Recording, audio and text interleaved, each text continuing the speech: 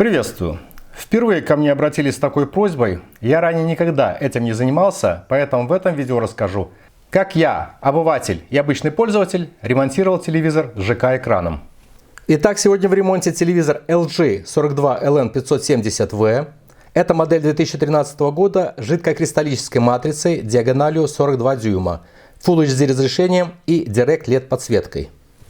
Для управления телевизором используется инфракрасный пульт модели АКБ 73 71 5601, на котором уже затерты почти все кнопки и не срабатывает кнопка стендбай для перевода телевизора в рабочий режим.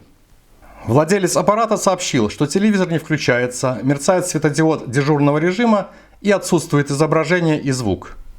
При подключении кабеля питания к сети загорается светодиод дежурного режима. При переводе телевизора в рабочий режим нажатием соответствующей кнопки на задней панели светодиод гаснет, затем мерцает два раза и снова гаснет. Это исправное его поведение. Так ведет себя светодиод и в рабочем телевизоре. Поскольку нет никаких внешних источников видеосигнала, в частности не подключен кабель телевизионной антенны, то отсутствует изображение. И, соответственно, звук не транслируется, если на экране нет телевизионного канала. Поэтому можно предположить, что телевизор нормально включается, но отсутствует свечение экрана. Он оснащен задней, так называемой Direct или прямой подсветкой. Это значит, что несколько планок со светодиодами находятся строго за жидкокристаллической матрицей и таким образом ее подсвечивают. Телевизоры с Direct подсветкой отличаются большей толщиной. Отключу шнур питания и, выкрутив по периметру 13 саморезов и 6 винтов в плоскости задней крышки, вскрою телевизор. Все эти метизы черного цвета. Готово. Снова подключу сетевой шнур к разъему на плате блока питания, который закреплен на корпусе телевизора слева. Чтобы диагностировать неисправность, проверю с помощью мультиметра наличие напряжения на его разъеме.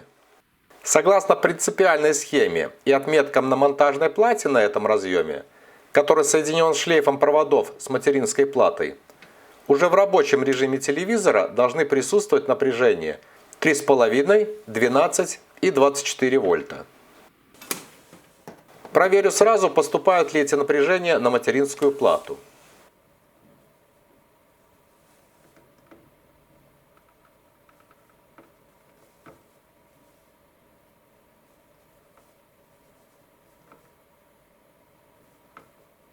Так и есть, присутствуют.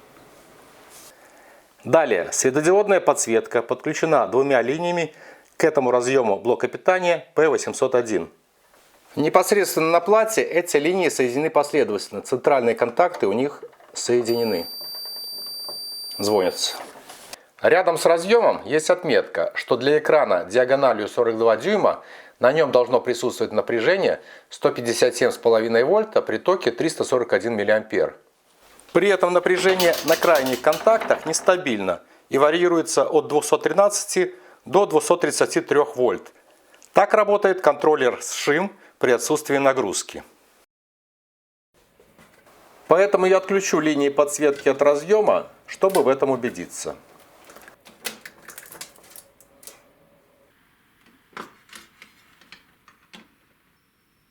Да, телевизор ведет себя точно так же, то есть можно предположить, что цепь подсветки разорвана. Отсоединив все шлейфы от разъемов, я сниму с корпуса платы блока питания, видеообработки и Тикон.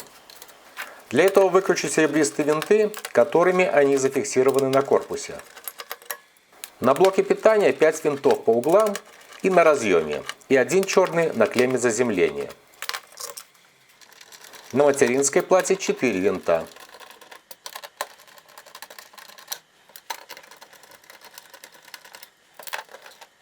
И плата Тикон прикрыта металлическим экраном, который фиксируется на 2 маленьких винтика. Чтобы снять металлический корпус, выкручиваю по периметру 13 черных винтиков. Сверху 4, по 3 из них снизу и по бокам. Пока я это делаю, небольшое отступление. Сначала владелец телевизора мне принес на проверку только две платы – материнскую и питание, без межплатных шлейфов. Для проверки платы питания я подал 220 вольт и убедился в наличии дежурного напряжения 3,5 вольта на указанных контактах разъема P201.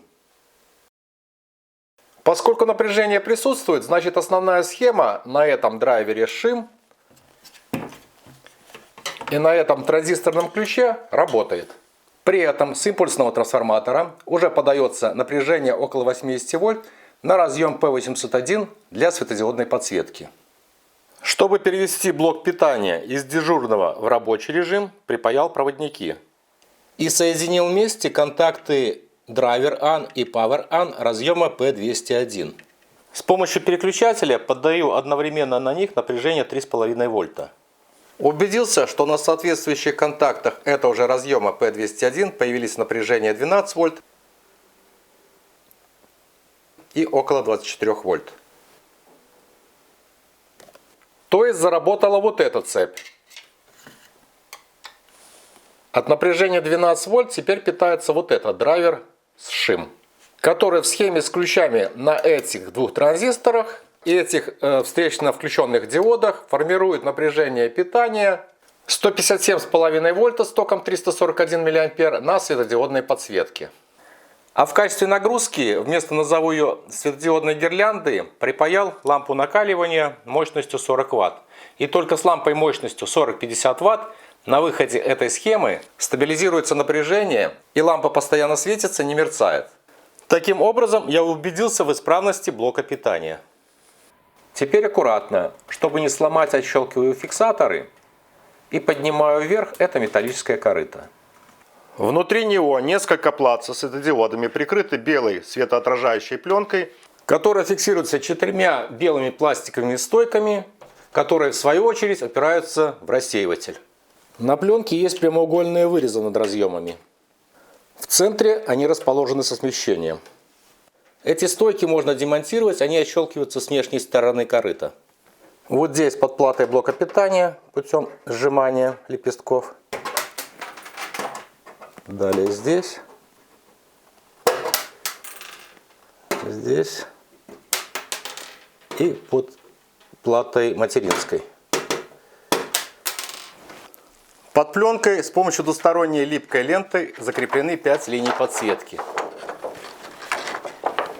Каждая линия – это 2 монтажные платы, которые соединены с помощью разъемов, и на каждой из них припаяны по 5 светодиодов, прикрытых линзами. Итого 10 светодиодов на 5 линий – это 50 светодиодов, каждый работающий от напряжения 3 вольта. Монтажные платы имеют разные отметки R1, R2, R1, R2, R1, L1, L2, L1, L2, L1. И отличаются соответственно тем, что они левые и правые, а также длиной. Левые платы имеют на одном конце разъем, на другом конце проводники закольцованы. А правые платы имеют на обоих концах разъемы.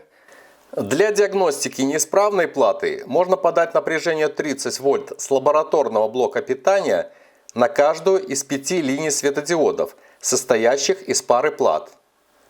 Исправно, исправно, неисправно, исправно, исправно. Или можно подать напряжение 15 вольт на отдельную левую плату, при этом контролируем ток потребления.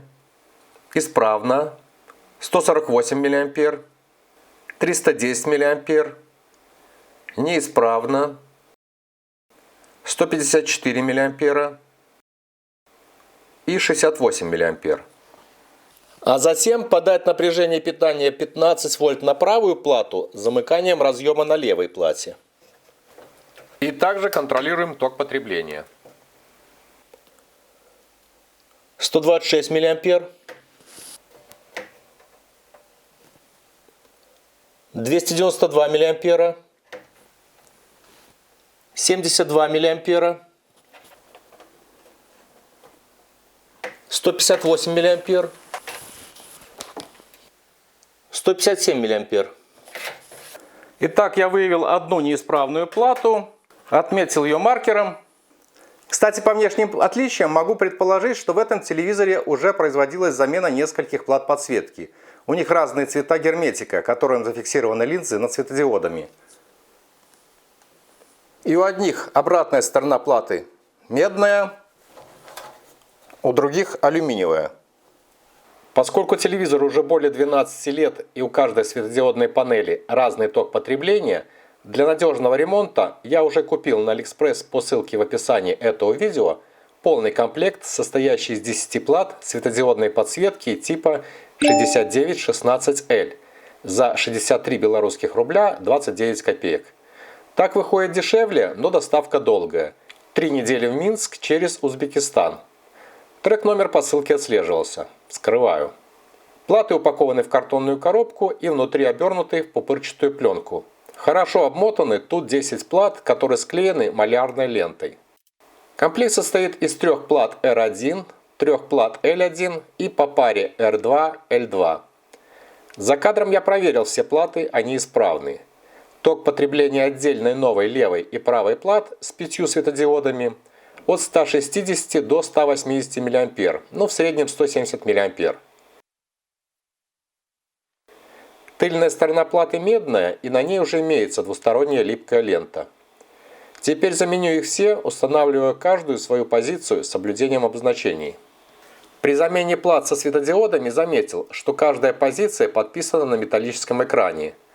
Здесь R2, так, L2, поэтому ничего здесь не перепутаете. Для предварительной проверки светодиодной подсветки перед окончательной сборкой подключаю шлейф к разъему блока питания и подаю на него напряжение 220 вольт. С помощью переключателя снова активирую рабочий режим телевизора. Good.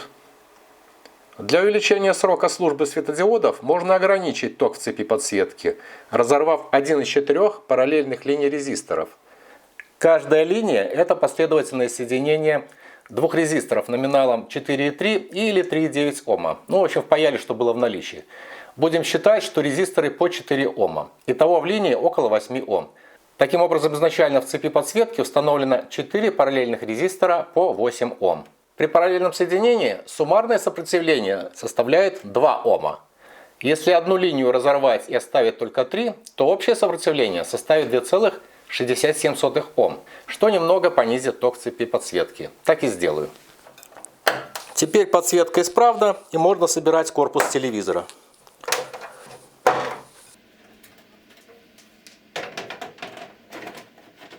Все готово. Это смарт-телевизор, правда с поддержкой не WebOS, а LG Smart World. Поэтому на тыльной стенке имеется разъем RJ45 для подключения к сети интернет. Аппарат не оснащен встроенным радиомодулем, а внешний блок Wi-Fi можно было приобрести в то время отдельно.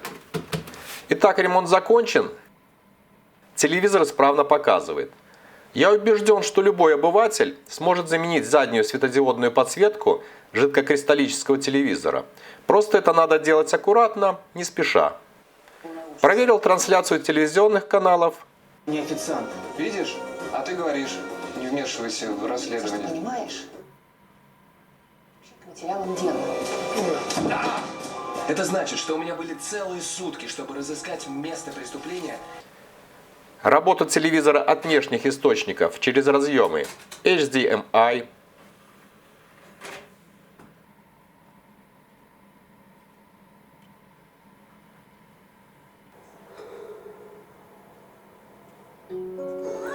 и RCA.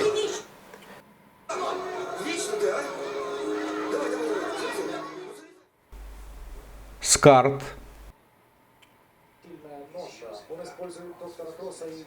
Прошу прощения. Человек, который похитил нашу дочь, позвонил вам.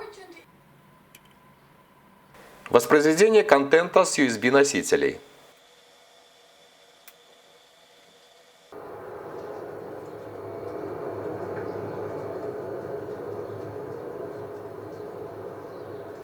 Интернет-подключение. Удобна именно телевизионная система, ну если сравнивать с Tizen, потому что Android это все же Good. универсальная система. Взамен оригинальному инфракрасному пульту дистанционного управления модели АКБ 73 71 5601 у которого уже не работали некоторые кнопки, в частности, кнопка включения. Да, не работает, остальные работают. И стерлись на них обозначения, приобрел на ZoneBY за 10 белорусских рублей 31 копейку китайскую реплику, которая отличается лишь косметически. Поставляется в розничной такой картонной упаковке. Хотя модель есть какая-то. Huayu. Оказывается, можно и так написать. На его корпусе не указан бренд LG. И полностью снимается крышка батарейного отсека. Она не пристегнута. После установки двух батареек типа 3А, в комплекте их нет, проверил пульт, он полностью рабочий. Функции всех кнопок соответствуют оригинальному пульту. В общем, этим пультом можно управлять и другими моделями телевизоров LG, и данный вариант – недорогая замена штатного пульта. Ссылка на него будет в описании. Буду рад, если мое видео будет вам полезным. Благодарю вас за уделенное время и оценку этого видео. До встречи на канале. Пока.